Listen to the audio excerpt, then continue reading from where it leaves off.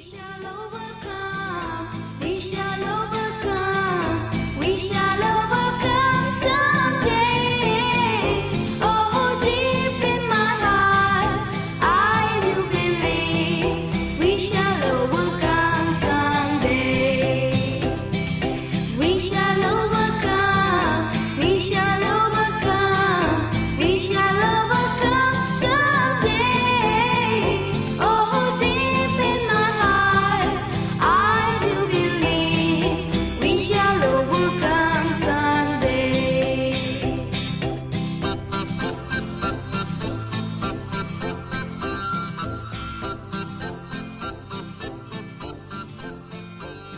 We walk. আসসালামু আলাইকুম প্রিয় শিক্ষার্থীরা, তোমাদেরকে আমাদের অনলাইন ক্লাসে সবাইকে স্বাগতম।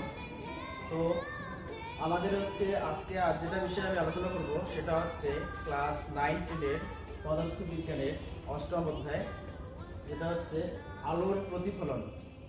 আলোর প্রতিফলন অধ্যায়টা তোমাদের জন্য অনেক অনেক গুরুত্বপূর্ণ, কেননা এই অধ্যায় থেকে এই অধ্যায় এবং হচ্ছে তোমার পরের অধ্যায় হচ্ছে আলোর প্রতিসরণ।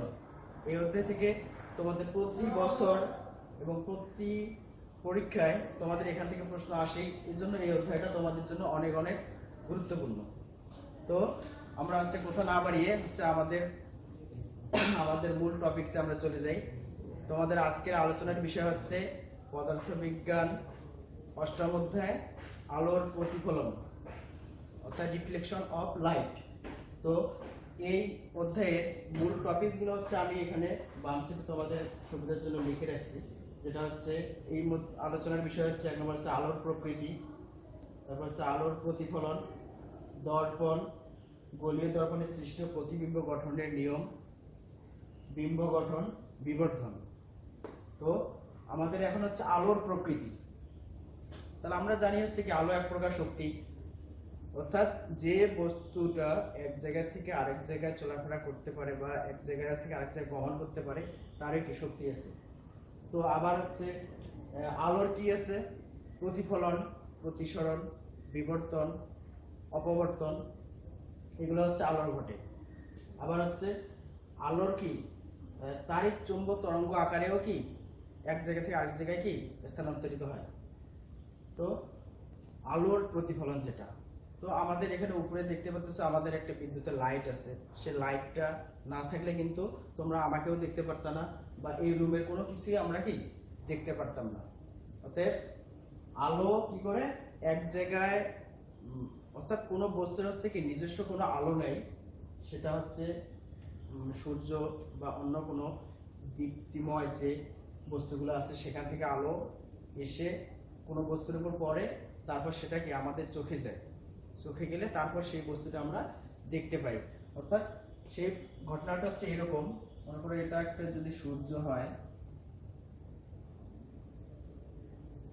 তাহলে এখানে যদি একটা বস্তু রাখা হয়, মনে করো এই যে একটা বস্তু, তাহলে এই বস্তুটাকে আমরা কিভাবে দেখব। তাহলে এইখান থেকে আলোটা প্রথমে আমাদের এই বস্তুর উপরে এসে পড়বে, তারপরে হচ্ছে যদি আমি এখান থেকে দেখি,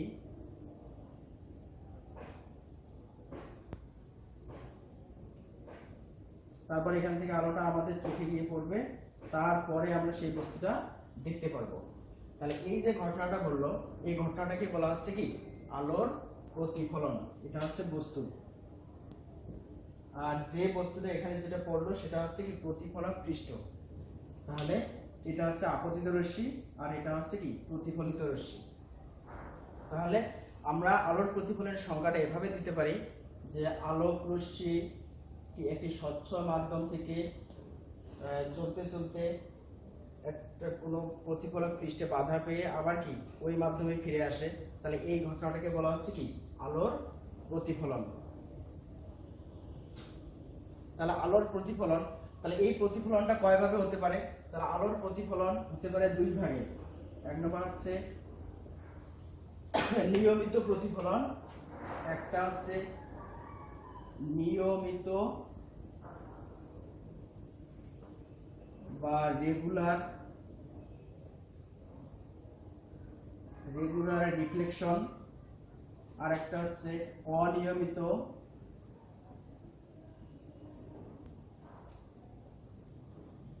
বা ইরেগুলার। তাহলে ইরেগুলার বা অনিয়মিত প্রতিফলন। তাহলে নিয়মিতটা কি? তাহলে একটা তল, যেটা হচ্ছে আমাদের সচরাচর যে আমরা আয়নাগুলো ব্যবহার করি, অর্থাৎ ড্রেসিং টেবিলের ক্ষেত্রে আমরা যে আয়নাগুলো ব্যবহার করি সেটা কি একবারে মসৃণ, অর্থাৎ এটাতে যে প্রতিফলনটা হবে সেটা হচ্ছে কি নিয়মিত প্রতিফলন। অর্থাৎ এটা যদি একটা মসৃণ তল হয়,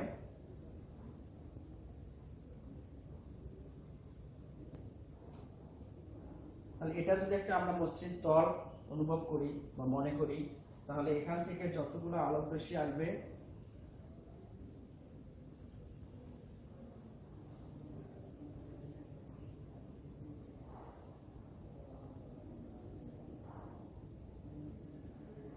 তাহলে সেগুলো আবার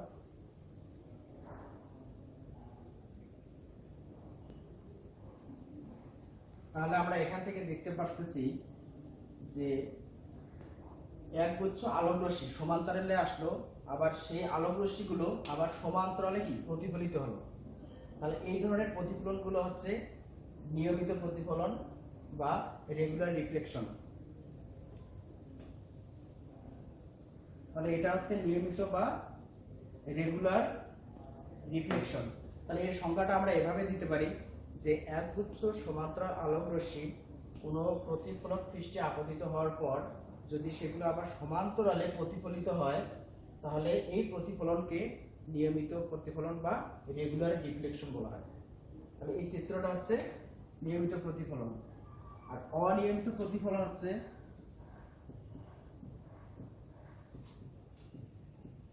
অনিয়মিত প্রতিফলন, যেটা হচ্ছে পৃষ্ঠটা একটু বাঁকানো থাকবে। তাহলে এখানেও যদি একগুচ্ছ সমান্তরাল আলোক রশ্মি আপতিত হয়, তাহলে কি ঘটনা ঘটে আমরা এখন দেখি এটা।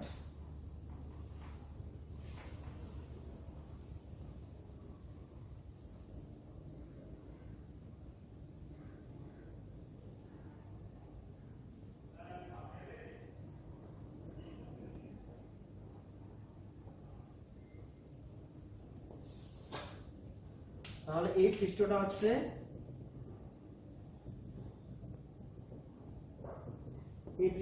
একটি উঁচু নিচু। তাহলে এখানে দেখো আলোক রশ্মিগুলো কি সমান্তরালে আপতিত হইলো, কিন্তু সেগুলো কি সমান্তরালে আবার প্রতিফলিত না হয়ে বিভিন্ন দিকে ছড়িয়ে পড়লো। তাহলে এই ধরনের প্রতিফলনগুলো হচ্ছে কি অনিয়মিত প্রতিফলন। অর্থাৎ এর সংজ্ঞাটা আমরা এভাবে দিতে পারি যে একগুচ্ছ সমান্তরাল আলোক রশ্মি কোনো প্রতিফলক পৃষ্ঠে আপতিত হওয়ার পর সেটা যদি সমান্তরালে না গিয়ে সব দিকে ছড়িয়ে পড়ে, তাহলে এ ধরনের প্রতিফলনকে অনিয়মিত বা ব্যপ্ত প্রতিফলন বা ইরেগুলার রিফ্লেকশন বলা হয়। তাহলে এরপর আমাদেরকে জানতে হবে যে আলোর প্রতিফলনের আবার দুইটা সূত্র আছে। এই সূত্রগুলো অবশ্যই আমাদেরকে জানতে হবে, অনেক ইম্পর্টেন্ট।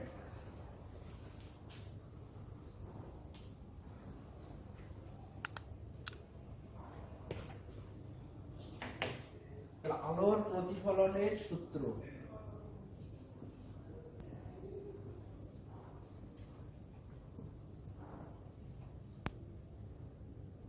তাহলে আলোর প্রতিফলনের সূত্র হচ্ছে দুইটি। এক নম্বর সূত্র, আচ্ছা আগে আমরা আলোর প্রতিফলনের ঘটনাটা চিত্র আকারে দেখে নিই। তাহলে এটা যদি আমার আপতিত রশ্মি হয়, তাহলে এটা হবে আমার প্রতিফলিত রশ্মি।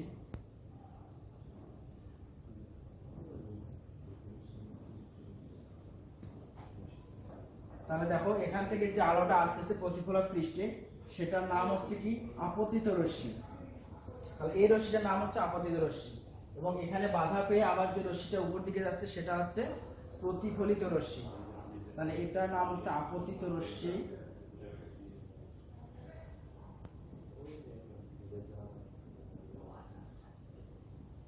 আপতিত রশ্মি বা ইনসিডেন্ট রো। তারপর এটাকে বলা হচ্ছে প্রতিফলিত রশ্মি।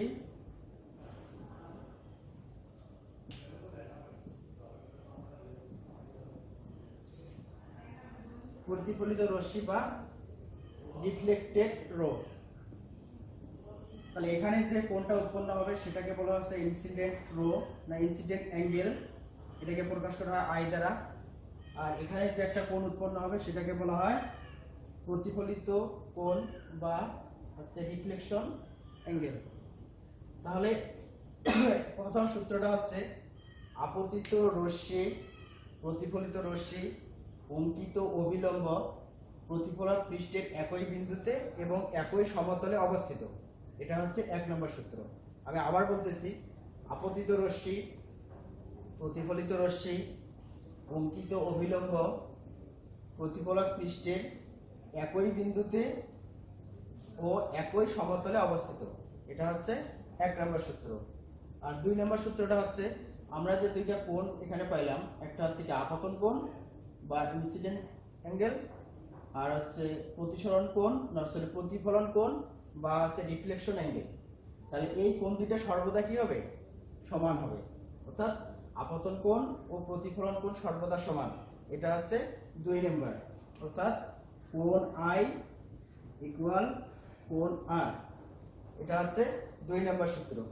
অর্থাৎ কোণ আই যদি তোমার হচ্ছে 30 ডিগ্রি হয়, তাহলে কোণ আরও হবে 30 ডিগ্রি। এটা হচ্ছে আমাদের আলোর প্রতিফলনের সূত্র। অনেক ইজি, যদি তোমরা হচ্ছে চিত্রগুলো বুঝে থাকো তাহলে আমার মনে হয় এগুলো হচ্ছে তোমাদের মুখস্থ করতে হবে না, তুমি দেখলেই বুঝতে পারবা।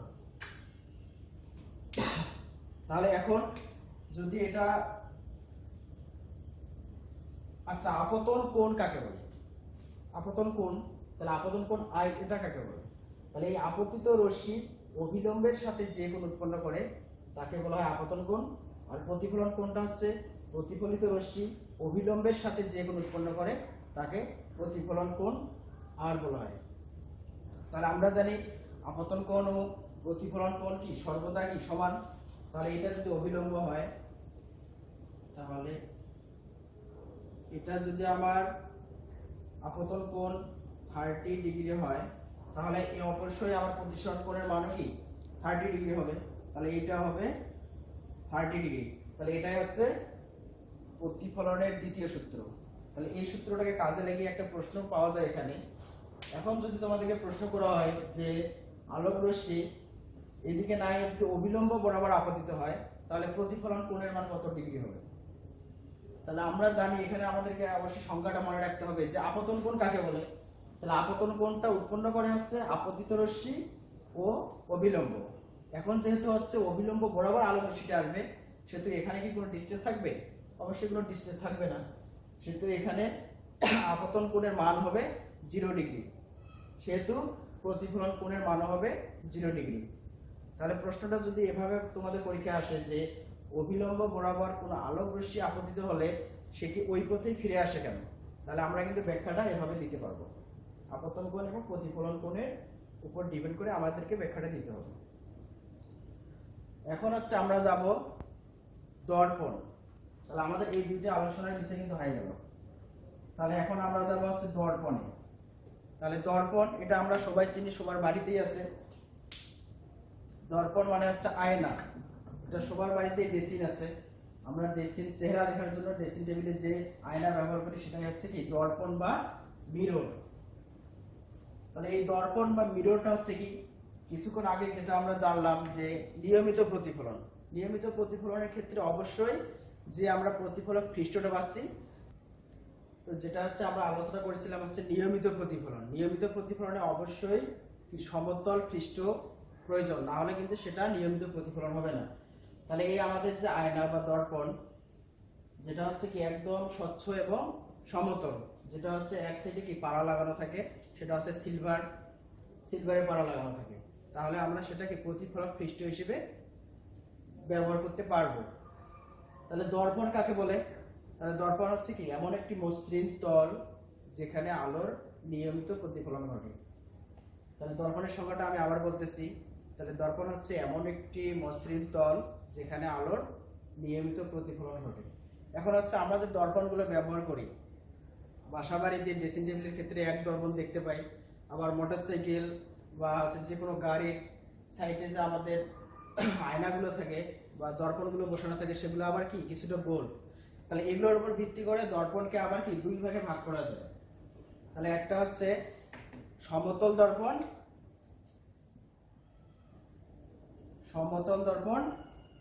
আর একটা হচ্ছে সমতল দর্পণ বা প্লেন মিরর, আর একটা হচ্ছে 2 নম্বর গলীয় দর্পণ বা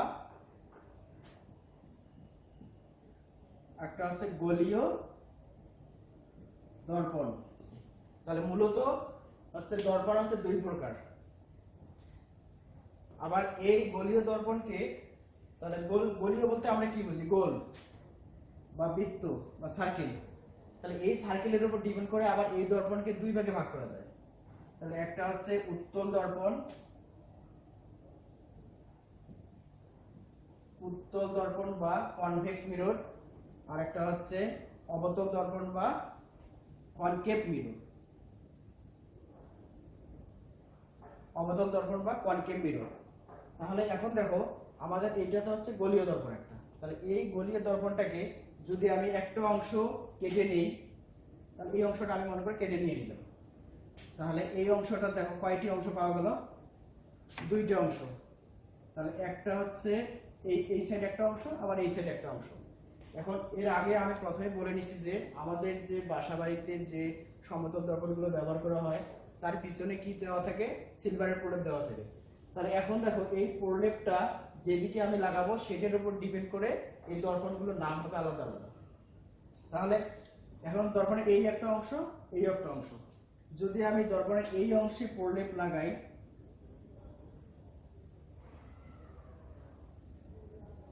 তাহলে এই দর্পণটা এখন প্রতিফলক পৃষ্ঠ হিসেবে কাজ করতেছে এই পৃষ্ঠটা, অর্থাৎ এই পৃষ্ঠটার নাম হচ্ছে উত্তল।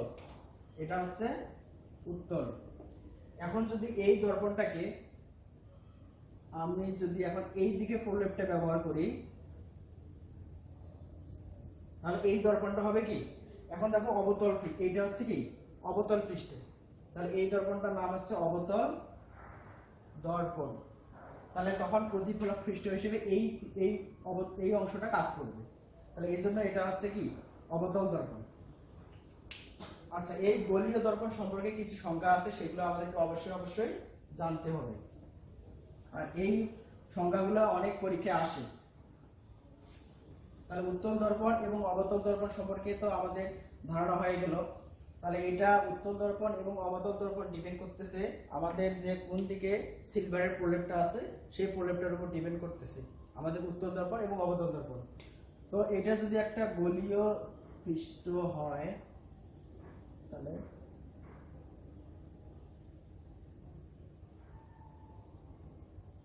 এইটা যদি একটা অংশ হয় গলীয় পৃষ্ঠের, চিত্রটা আমার ভালো হচ্ছে না। আচ্ছা, এইটা মনে করলাম আমার হচ্ছে একটা দর্পণের অংশ।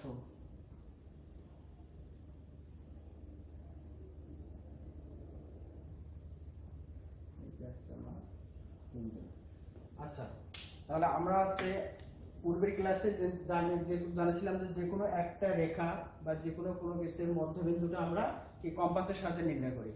তাহলে কম্পাসটাকে যদি আমরা এভাবে এই কোণটারে একটা বসায় দিয়ে দিই, তাহলে এটা একটা মান পাবো, এদিকে আরেকটা মান পাবো। আবার কম্পাসটাকে এদিকে দিলে এখানে একটা পাবো, এখানে একটা পাবো। তাহলে এই বিন্দু দুটো সংযোগ করলে যে একটা বিন্দু পাবো সেটাই হবে এটার মধ্যবিন্দু। তাহলে মনে করলাম যে এই মধ্যবিন্দুটা হচ্ছে এটা। তাহলে মধ্যবিন্দুটাকে বলা হচ্ছে মেরু বা পোল। তাহলে মেরু বা পোল কাকে বলা হয়? তাহলে কোনো গলীয় দর্পণের মধ্যবিন্দুকে ওই দর্পণের মেরু বা পোল বলা হয়। তাহলে এটাও পোল। তাহলে এই জন্য এটাকে প্রকাশ করা হচ্ছে পি দ্বারা। তারপরে জানতে হবে যে কেন্দ্র কাকে বলা হয় বা বক্রতা কেন্দ্র। তাহলে এই যে একটা গলীয় পৃষ্ঠ আছে, তাহলে গলীয় দর্পণের কেন্দ্রকে ওই দর্পণের কি বলা হয়? বক্রতার কেন্দ্র বলা হয়। তারপর এখন কেন্দ্র ইংলিশ হচ্ছে কি? সেন্টার বা কেন্দ্র। এই জন্য কেন্দ্রকে সি দ্বারা প্রকাশ করা হয়। তাহলে এখন আমরা জানবো যে সি থেকে মেরু পর্যন্ত যদি একটা রেখা টানি, তাহলে সি থেকে মেরু অর্থাৎ সিপি, তাহলে এই রেখাটা হচ্ছে কি? বক্রতার ব্যাসার্ধ।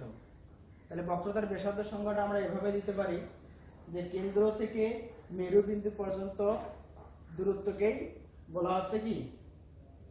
বক্রতার ব্যাসার্ধ, অর্থাৎ বক্রতার ব্যাসার্ধ বা রেডিয়াস। তাহলে রেডিয়াস, এজন্য এটাকে আর দ্বারা প্রকাশ করা হয়। তারপরে এখন দেখো এই রেখাটাকে যদি আমি আর একটু বৃদ্ধি করি, তাহলে আমরা যেটা পাবো সেটা হচ্ছে মেইন অ্যাক্সিস, অর্থাৎ প্রধান অক্ষ। তাহলে প্রধান অক্ষটা এভাবে হবে যে মেরুবিন্দু এবং হচ্ছে কেন্দ্র উভয় বিন্দুর মাঝখান দিয়ে যে রেখাটা আসবে সেটাই হচ্ছে প্রধান অক্ষ। অর্থাৎ মেরুবিন্দু ও কেন্দ্রগামী সরল রেখাকেই বলা হচ্ছে কি প্রধান অক্ষ। তাহলে চিত্রের মাধ্যমে এটা যদি আমি একটা নাম দিয়ে দেই, এটা নাম দিয়ে দিলাম হচ্ছে বি, তাহলে পি থেকে এই বি এটাই হচ্ছে কি প্রধান অক্ষ। আচ্ছা, তাহলে এখন আমাদেরকে জানতে হবে যেটা সেটা হচ্ছে আরেকটা, যদি এখন বাকি আমি অনেকগুলো আরেক দিকে রেখা দিয়ে দিলাম, তাহলে এই রেখাগুলোরও তো অবশ্যই একটা নাম আছে, যেটা হচ্ছে গৌণ অক্ষ। অর্থাৎ মেরুবিন্দু ব্যতীত অন্য সকল কেন্দ্রগামী রেখাগুলো হচ্ছে কি গৌণ অক্ষ বা সেকেন্ডারি অ্যাক্সিস। তাহলে এটাকে বলা হচ্ছে গৌণ অক্ষ। তাহলে আমাদের গোলীয় দর্পণের প্রধান অক্ষ থাকবে একটি, আর গৌণ অক্ষ অসংখ্য থাকতে পারে, হাজার হাজার কোটি কোটি, যতগুলো আমার ইচ্ছা অতগুলো অ্যাড করতে পারবো, কিন্তু প্রধান অক্ষ আমাদের অবশ্যই একটাই থাকতে হবে। তো এরপর আছে প্রধান ফোকাস। প্রধান ফোকাস এটা অনেক ইম্পর্টেন্ট, এটাও অনেক পরীক্ষায় আসে। প্রধান ফোকাস।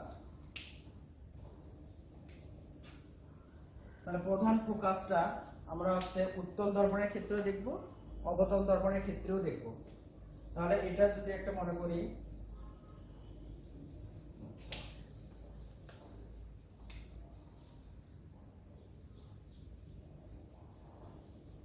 এটা যদি আমরা একটা অবতল দর্পণ মনে করি, তাহলে এর আগে জানলাম হচ্ছে কি মেরুটা হচ্ছে, এর মধ্যবিন্দুটা হচ্ছে মেরু, তার মানে এটার নাম আমি নিশ্চিন্তে দিতে পারি হচ্ছে পি।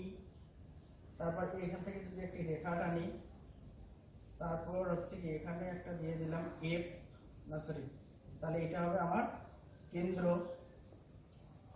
তাহলে এখন হচ্ছে এই প্রধান অক্ষ এটা, তাহলে মেরু এবং কেন্দ্র দিয়ে যে রেখাটা যাবে সেটা হচ্ছে কি প্রধান অক্ষ।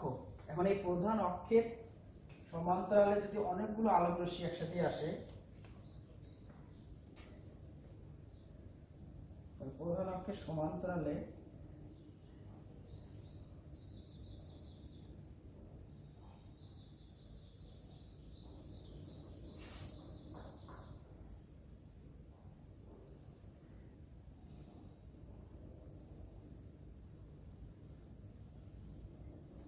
প্রধান অক্ষের সমান্তরালে কোনো আলোক রশ্মি কোনো দর্পণে প্রতিফলিত হলে সেটি যদি প্রতিফলনের পর প্রধান অক্ষের যে বিন্দুতে মিলিত হয়, অর্থাৎ সবগুলো আলোক রশ্মি কি হবে একটা বিন্দুতে মিলিত হবে।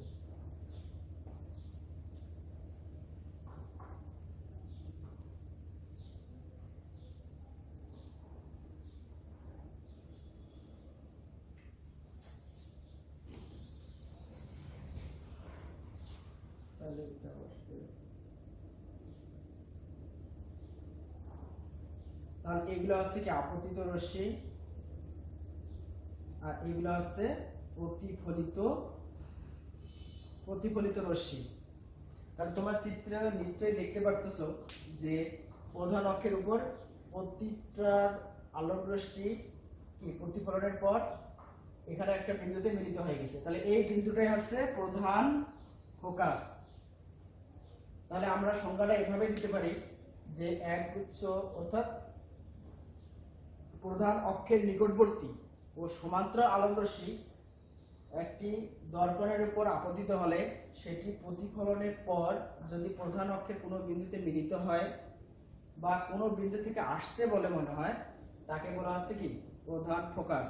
যেমন এটা হচ্ছে কি একটা বিন্দুতে মিলিত হয়ে গেছে। তবে এর আগে যেটা আমি চিত্র আর্ট করলাম অবতল দর্পণ, এখন যেটা আমি আর্ট করতেছি সেটা হচ্ছে উত্তল দর্পণের ক্ষেত্রে, যে কোনো বিন্দু থেকে আলোটি আসছে বলে মনে হয়, তাহলে সেটা, তাহলে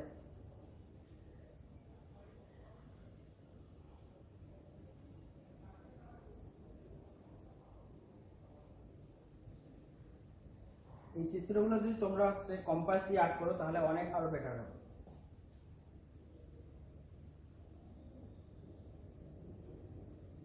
তাহলে এখানে যেরকম কি প্রধান অক্ষের সমান্তরাল আলোক রশ্মি আসছে যে কোনো একটা বিন্দুতে মিলিত হয়ে গেছে, ঠিক সেরকম এটাও হবে। তাহলে এটা হচ্ছে অবতল দর্পণ, সরি উত্তল দর্পণ। এর তাহলে যেটা হচ্ছে প্যারা লাগানো বা সিলভারিং করা সেটা থাকবে এই সাইডে। আমাদের হচ্ছে প্রতিফলক পৃষ্ঠটা এটা হিসেবে কাজ করবে। তাহলে প্রধান অক্ষ যেহেতু এটা, প্রধান অক্ষের সমান্তরালে আলোক রশ্মিগুলো আমাদের কি করতে হবে, আপতিত করতে হবে। তাহলে এখানে যদি আমি অসংখ্য আলোক রশ্মি আপতিত করি তাহলে সেটা আমরা পাবো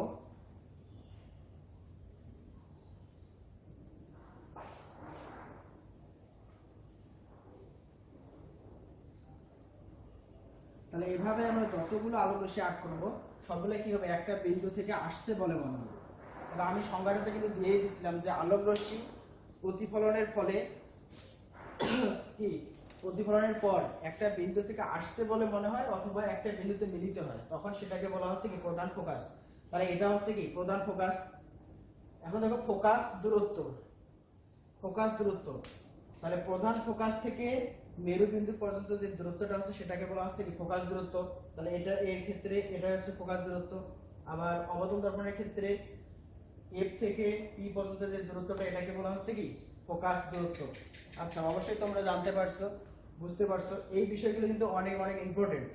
এগুলো না জানলে আমরা পরবর্তীতে যে আলোচনাটা যাব সেটা কিন্তু বুঝতে পারবে না। অবশ্যই এই জিনিসগুলো অবশ্যই অবশ্যই আমাদেরকে কি জানতে হবে। তো আমরা এখন যাব হচ্ছে গোলীয় দর্পণে সৃষ্ট বিম্ব গঠনের নিয়ম, যেটা অনেক অনেক ইম্পর্টেন্ট এই অধ্যায়ের জন্য, যেটা আমাদেরকে কি জানতেই হবে। আর এইটা না জানলে আমরা এই অধ্যায় সম্পর্কে কি কোনো সৃজনশীল বা কোনো কিছু করতে পারবো না। তাহলে এখন দেখো গোলীয় দর্পণে সৃষ্ট বিম্ব গঠন। আচ্ছা, বিম্বটা কি? বিম্বটা হচ্ছে যেটা হচ্ছে আমরা কি ড্রেসিং টেবিলের সামনে দাঁড়াইলে আমাদের পিছনে কি আমাদের একটা ছবি দেখতে পারি, এই ছবিটা হচ্ছে আমাদের বিম্ব। তাহলে ড্রেসিং টেবিলের যত কাছাকাছি আমরা দাঁড়াই আমার বিম্বটাও কি ঠিক তত কাছাকাছি আসে, আবার যত দূরে যাই ঠিক আমার বিম্বটাও কি তত দূরে আসে। তাহলে এটা আমরা হচ্ছে চিত্রের মাধ্যমেও দেখতে পারবো। তাহলে এটা যদি একটি সমতল দর্পণ হয়, তাহলে এটা মনে করলাম একটা সমতল দর্পণ। সমতল দর্পণের এক সাইডে কি সিলভার বা প্যারা লাগানো থাকে, তাহলে এটা হচ্ছে কি আমার সিলভারিং করাটা, আর এই অংশটা আমার কি প্রতিফলক পৃষ্ঠ। তাহলে এখন একটা বিন্দুর জন্য আমরা যদি নির্ণয় করি, তাহলে একটা বিন্দু মনে করো এই জায়গায় আছে, তাহলে এই বিন্দু থেকে এর উপর যদি একটা আলো আসে তাহলে কি ঘটনাটা ঘটবে, তাহলে আলোটা এইদিকে আসতেছে। আবার কি আমরা জানি যে আপতন কোণ এবং প্রতিফলন কোণ কি সর্বদা সমান, সেহেতু এই ঘটনাটা এখানে ঘটবে। তাহলে এইদিকে আবার আলোটা কি হবে, চলে যাবে। এখন যদি এই আলোটা আবার এইখান থেকে এখানে আসে, দর্পণের উপর আপতিত হয়, তাহলে কি হবে, তাহলে এখানে একটা অবশ্যই আমাদেরকে অভিলম্ব অঙ্কন করে নিতে হবে। তাহলে এইদিকে এখানে কি যত ডিগ্রি কোণ করে আসবে এই রেখাটাও ঠিক তত ডিগ্রি কোণ করে আসবে। তাহলে এখন দেখো এইটা হচ্ছে প্রতিফলিত রশ্মি, এটা হচ্ছে কি আপতিত রশ্মি। এখন যদি এটা এখানেও প্রতিফলিত রশ্মি আছে, আপতিত রশ্মি আছে, এই রশ্মি দুটোকে যদি আমরা পিছন দিকে কল্পনা করি তাহলে কি ঘটনাটা ঘটবে। আচ্ছা, কল্পনা দেখো, এটাকে যদি আমি পিছন দিকে বর্ধিত করি তাহলে আমরা কি পাবো,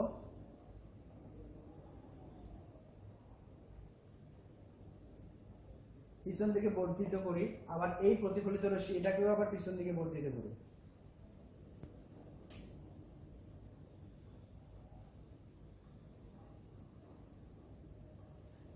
তাহলে দেখো পিছন দিকে বর্ধিত করলে তারা যে কোনো একটা বিন্দুতে মিলিত হয়ে গেছে। যদি আমি এটার নাম দিই এ আর এটার নাম দিব কি এ প্রাইম, তাহলে দেখো তাহলে এখানকার বিন্দুটার প্রতিবিম্বটা আমরা এখানে পাচ্ছি। তার মানে কি আমি যদি ড্রেসিং টেবিলের সামনে দাঁড়াই তাহলে আমার ছবিটা কি পিছনে দাঁড়ানো হয়। যদি এটাকে যদি আমি এখান থেকে নেই, কাছাকাছি নেই, তাহলে দেখতে পারবো যে বিম্বটাও খুব কাছাকাছি চলে আসছে। অর্থাৎ যত দূরে আমি আয়নার সামনে থেকে যত দূরে দাঁড়াবো তাহলে হচ্ছে আমার কি বিম্বটাও ঠিক তত দূরে যাবে, আবার যত কাছাকাছি আসবে বিম্বটাও ঠিক কি তত কাছাকাছি চলে আসবে। তাহলে এটাই হচ্ছে সমতল দর্পণে অঙ্কিত বিম্ব। তাহলে বিম্বের সংজ্ঞাটা আমরা এভাবে দিতে পারি যে আলোক রশ্মি প্রতিফলনের ফলে, এই যে প্রতিফলনের ফল দ্বিতীয় কোনো বিন্দুতে মিলিত হয় বা দ্বিতীয় কোনো বিন্দু থেকে আলোটি আসছে বলে মনে হয়, সেটাকে বলা হচ্ছে কি বিম্ব। তাহলে এখন আমরা যাব বিম্ব কিভাবে একটা লক্ষ্যবস্তু আছে পুরো দর্পণের সামনে রাখলে সেই বিম্বটা কিরকম হবে সেটা। এখন দেখো বিম্ব হচ্ছে আবার দুই প্রকার। বিম্ব হচ্ছে দুই প্রকার, একটা হচ্ছে কি সৎ বিম্ব বা রিয়েল ইমেজ, আর একটা হচ্ছে অসৎ বিম্ব বা ভার্চুয়াল ইমেজ। তাহলে সৎ বিম্বটা কি, যেটা হচ্ছে যেই আলোকরশ্মিগুলো সরাসরি মিলে যায় সেটা হচ্ছে সৎ বিম্ব, আর যে আলোকরশ্মিগুলো সরাসরি মিলে না অর্থাৎ আমরা যেটা কল্পনা করি সেটা হচ্ছে অসৎ বিম্ব। যেমন হচ্ছে সমতল দর্পণের ক্ষেত্রে আমরা যে বিম্বটা দেখতে পাই বা আমরা যে দাঁড়ানোর ফলে যে আমাদের পিছনে যে ছবিটা দেখা যায় সেটা কিন্তু আমরা সরাসরি আমরা ধরতে পারি না বা দেখতে পাই না, এটা হচ্ছে কি অবাস্তব বিম্ব। তাহলে হচ্ছে আমাদের এখন আমরা যেটা করব সেটা হচ্ছে গোলীয় দর্পণে সৃষ্ট বিম্ব গঠনের নিয়ম। তাহলে গোলীয় দর্পণ হচ্ছে কি কয় প্রকার, দুই প্রকার, একটা হচ্ছে উত্তল এবং অবতল। তাহলে উত্তল দর্পণের ক্ষেত্রেও একটা হচ্ছে কি বিম্ব গঠনের নিয়ম আছে, আবার অবতল দর্পণের ক্ষেত্রেও বিম্ব গঠনের নিয়ম আছে। অতএব আমরা এখন বিম্ব গঠনের যে নিয়মগুলো আছে এগুলো সম্পর্কে অবশ্যই জানতে হবে, অনেক ইম্পর্টেন্ট। তো গোলীয় দর্পণ, তাহলে আমরা আগে হচ্ছে অবতল দর্পণের ক্ষেত্রে শিখব। তাহলে অবতল দর্পণের ক্ষেত্রে আমরা আগে দেখে নিই অবতল দর্পণ। তাহলে অবতল দর্পণ হচ্ছে এরকম,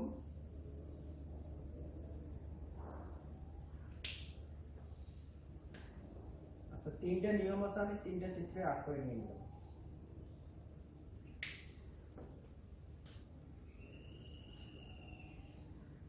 এগুলো হচ্ছে অবতল দর্পণ, যেটা হচ্ছে এটা যদি আমি প্যারা লাগানোটা এই সাইডে দিয়ে দিই, তারপর এটা প্যারা লাগানোটা এই সাইডে দিয়ে দিই, তারপর এটা প্যারা লাগানো যদি আমি এই সাইডে দিয়ে দিই, তাহলে আমরা চিত্রটা অঙ্কন করে ফেলি। যেটা হচ্ছে এটার ক্ষেত্রে এটা পাবো, তাহলে এটার ক্ষেত্রে পাবো এটা, আর এটার ক্ষেত্রে আমি পাবো। তাহলে এখানে যদি মেরুবিন্দু হয় তাহলে এটা হবে আমার, যদি কেন্দ্র হয়ে যায় তাহলে এটা যদি আমার কেন্দ্র হয় তাহলে এটা হবে আমার কি প্রধান অক্ষ। আমরা জানি হচ্ছে কি কেন্দ্র এবং কেন্দ্রের মিডিল ঠিক মাঝখানে হবে কি প্রধান ফোকাস, তাহলে ঠিক সেরকম ভাবে এটা হবে। তাহলে এটা হবে কি প্রধান ফোকাস, এটা হবে কেন্দ্র, আবার এটা হবে প্রধান ফোকাস, এটা হবে হচ্ছে কেন্দ্র। আমি তো চিত্র তিনটা আট করে নিলাম। তাহলে আমরা এর আগে তো দেখলাম যে মেরু এবং কেন্দ্র এর মাঝামাঝি হচ্ছে কি প্রধান ফোকাস। তাহলে এক নম্বর যেটা অবতল দর্পণ অর্থাৎ বিম্ব গঠনের হচ্ছে নিয়মগুলো, তাহলে এটা হচ্ছে কি প্রধান অক্ষ।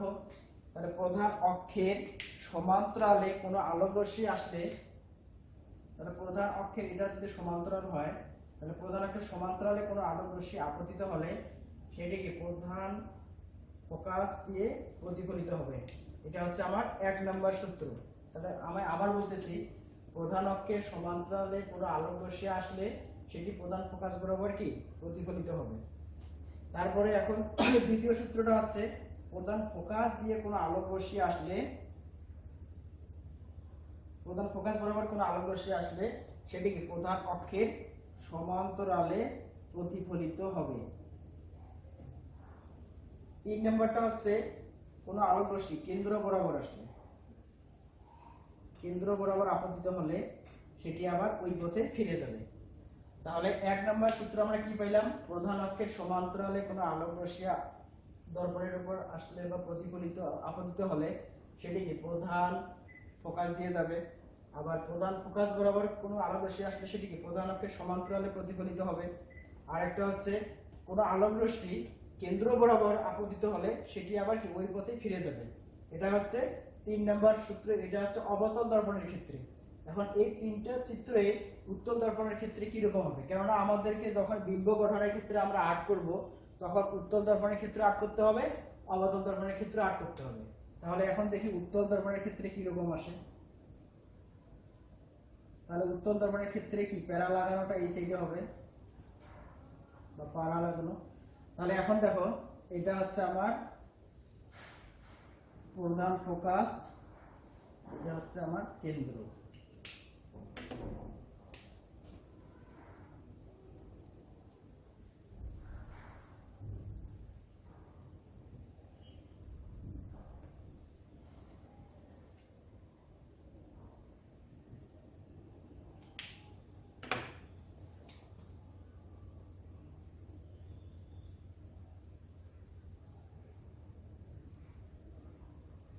তাহলে এই তিনটে চিত্র হচ্ছে আমাদের।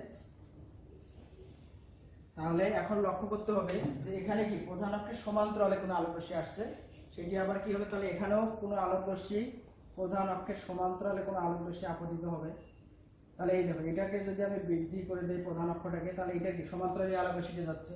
তাহলে এখান থেকে যে আলোক রশ্মিটা আমরা অঙ্কন করব সেটা দেখো,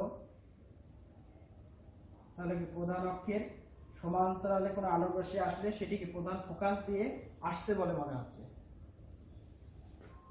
তারপর ঠিক সেরকম এটাও হবে। তাহলে কি প্রধান অক্ষ থেকে আলোক রশ্মিটিকে আপতিত হলে, তাহলে এটা যদি আমার প্রধান অক্ষ হয়,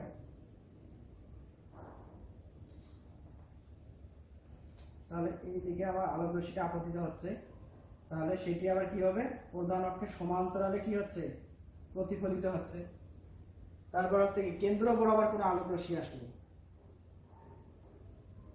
তাহলে কেন্দ্র বরাবর কোনো আলোক রশ্মি যদি আপতিত হয়, তাহলে সেটি কোন দিকে প্রতিফলিত হবে, ওই দিকে প্রতিফলিত হবে। তাহলে এই চিত্র তিনটে অবশ্যই আমাদেরকে মনে রাখতে হবে, কারণ এগুলো হচ্ছে আমাদের বিম্ব গঠনের ক্ষেত্রে অবশ্যই অবশ্যই কাজে লাগাতে হবে। তাহলে যখন আমরা বিম্ব আর্ট করব, তখন এই তিনটে সূত্রের মধ্যে যে কোনো দুইটা সূত্র আমাকে প্রয়োগ করে বিম্ব গঠন করতে হবে। তো আজকে হচ্ছে আমাদের ক্লাসের আলোচনার বিষয় এটাই, এবং নেক্সট ক্লাসে যদি আমি সুযোগ পাই তাহলে তোমাদেরকে অনেক গুরুত্বপূর্ণ এবং অনেক সহজভাবে কিভাবে বিম্ব গঠন করা যায় সেই বিষয়গুলো তোমাদেরকে শেখাবো। যদি হচ্ছে বিম্ব গঠন একবার শিখে যাও তাহলে কিন্তু সারা জীবন মনে থাকবে। তাহলে নেক্সট ক্লাসের অপেক্ষা অবশ্যই থাকবা। আর হচ্ছে তোমাদের পদার্থবিজ্ঞান সম্পর্কে আমি কিছু কথা বলি, যেটা হচ্ছে তোমাদের পদার্থবিজ্ঞানের তো কয়েকটা ভাগ আছে, যেটা হচ্ছে একটা বলবিদ্যা আছে, শব্দ তরঙ্গ আছে, তারপর হচ্ছে আলো আছে, বিদ্যুৎ আছে, চুম্বক আছে। তাহলে এই অংশগুলো কিন্তু আলাদা আলাদা হবে, তোমাদের পরীক্ষা আলাদা আলাদা ভাবে সেট হয়। এই জন্য হচ্ছে কি আমি যেগুলো একটা অংশ বেছে নিয়ে তোমাদের ক্লাসে আলোচনা করলাম, যেটা হচ্ছে আলো, যেটা হচ্ছে অনেক গুরুত্বপূর্ণ। আর এই গুরুত্বপূর্ণ অধ্যায় থেকে কিন্তু অবশ্যই অবশ্যই পরীক্ষায় আসে এবং সকল বোর্ড পরীক্ষায় প্রশ্ন থাকবেই। তাহলে তোমাদেরকে অসংখ্য ধন্যবাদ ক্লাসে মনোযোগ দেওয়ার জন্য।